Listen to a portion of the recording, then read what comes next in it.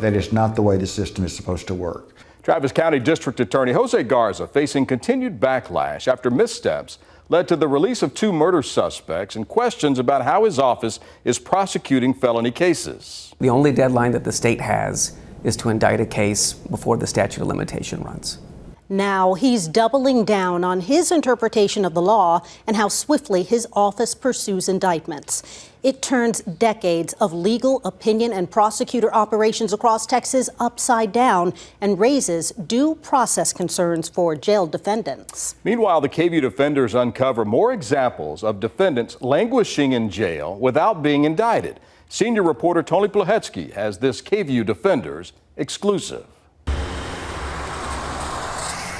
This North Austin transient camp was the scene of an alleged assault that led Carlos Garcia Suazo to the Travis County Jail. A woman told police he took her government benefits card and held a knife to her neck before he punched her in the eye and threw her to the ground. A judge set his bail at $12,000 on an aggravated robbery with a deadly weapon charge. But Suazo was released because prosecutors did not indict him until after 90 days, a nearly half-century-old prosecutorial benchmark. Garza says the case has a gaping hole. Although we have attempted on multiple occasions to locate the victim in this case, we have been unable to. That admission after Suazo spent almost 4 months in jail without an indictment. It's alarming in a lot of different ways. Angelica Cogliano just finished a term as president of the Austin Criminal Defense Lawyers Association. It should be of concern to the defense bar if people are sitting in jail past 90 days without an indictment, because that's not appropriate.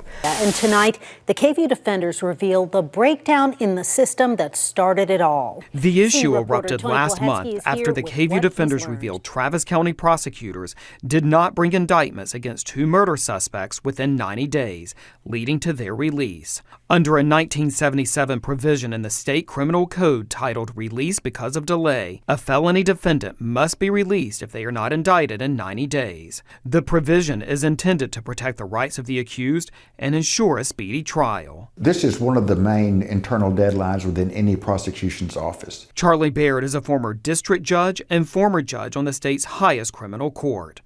I am surprised that it would be interpreted in a way that it did not impose a deadline on the state. We asked DA Garza about that. You were saying that the state, the prosecution, has no legal obligation to bring an indictment within 90 days. The only deadline that the state has is to indict a case before the statute of limitation runs. I certainly disagree with that rationale or that reasoning. DAs across Texas have frameworks built around that very 90-day provision. For example, the Williamson County DA's office policy states, absent extenuating circumstances, all cases should be indicted within 90 days of a defendant's arrest.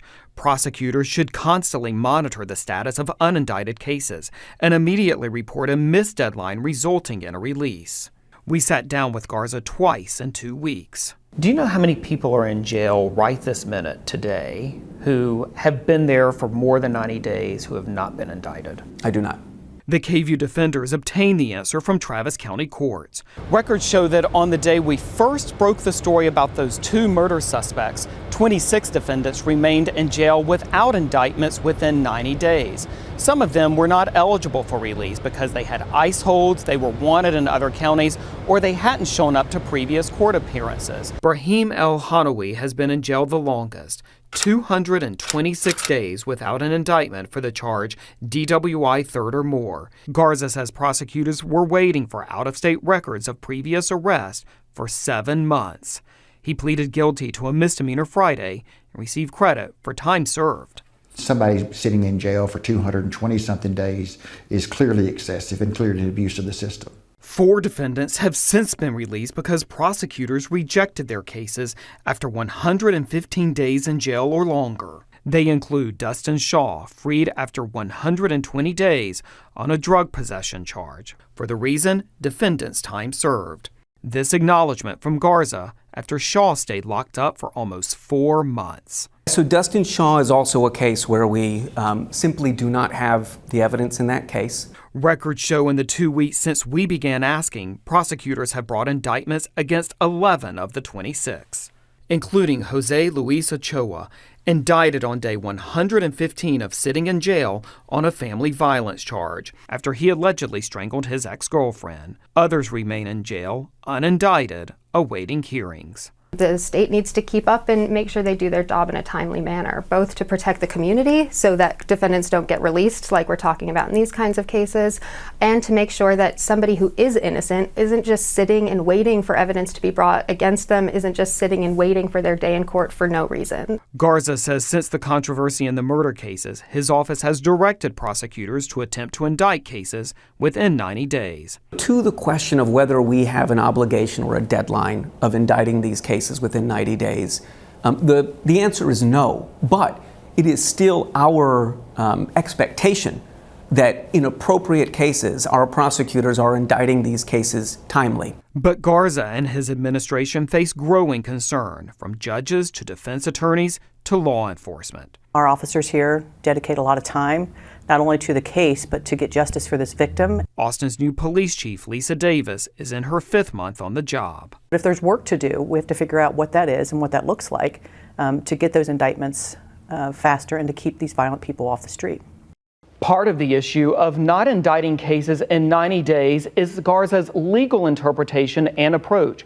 But defense attorneys point to another structural issue in his office. Until 2021, when Garza became the district attorney, the agency had an entire unit dedicated to making sure defendants are indicted in 90 days. Brian Anquita, the district attorney, disbanded that unit and assigned the indictment responsibilities to trial court prosecutors who are already balancing pretrial settings, hearings, and of course, trials themselves. Wow. Great reporting, Tony. Thank you. Senior reporter Tony Plahetsky here in the studio with us.